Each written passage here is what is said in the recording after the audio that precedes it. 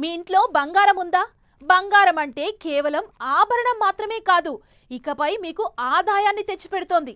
ఇప్పటి వరకు ఇంట్లో అల్మారాలు, లాకర్లలో భద్రంగా దాచిన బంగారంతో భారీ మొత్తంలో సంపాదించుకోవచ్చు. అదెలా అంటారా?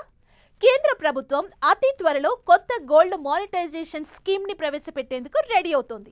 ఈసారి బ్యాంకులే కాదు, గుర్తింపు పొందిన జ్యువెలరీ షాప్స్ ని కూడా కలెక్షన్ పార్ట్నర్స్ గా చేర్చనుంది.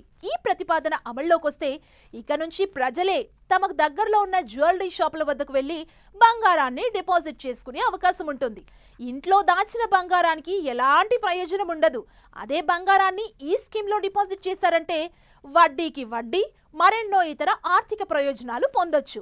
మీకు అవసరమైతే నిబంధనల ప్రకారం గోల్డ్ లేదా దానికి సమానమైన క్యాష్ని కూడా తీసుకోవచ్చు. అంటే నిరుపయోగమైన బంగారాన్ని ఇక ఆదాయం ఇచ్చే పెట్టుబడిగా మార్చుకోవచ్చు అన్నమాట. ప్రత్యేకించి కేంద్రం తీసుకురాబోయే ఈ కొత్త గోల్డ్ స్కీమ్ ద్వారా జ్యువెలరీ వ్యాపారులకు బాగా కలిసి రానుంది. ఎందుకంటే ప్రజల దగ్గర నుంచి బంగారం సేకరణలో భాగస్వాములు కావడం వల్ల ఎక్కువ మంది కస్టమర్లు వచ్చే అవకాశం ఉంటుంది.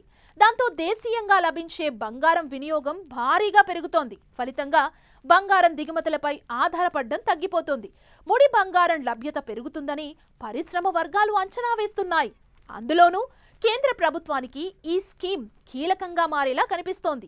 ప్రతి ఏడాది భారీగా ఉండే బంగారం దిగుమతులు ఇకపై తగ్గనున్నాయి. అదే జరిగితే విదేశీ మారక ద్రవ్యంపై ఒత్తిడి తగ్గుతుంది.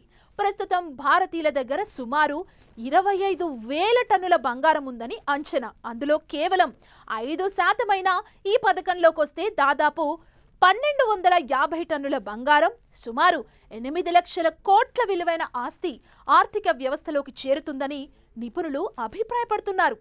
అయితే గతంలో ప్రవేశపెట్టిన గోల్డ్ మానిటైజేషన్ స్కీమ్ ఆశించిన స్థాయిలో ఫలితాలు ఇవ్వలేదు. కానీ ఈసారి కేంద్ర ప్రభుత్వం తీసుకొచ్చే కొత్త గోల్డ్ మానిటైజేషన్ స్కీమ్ ఎంత మేరకు సక్సెస్ అవుతుందనేది ఆసక్తికరంగా మారింది.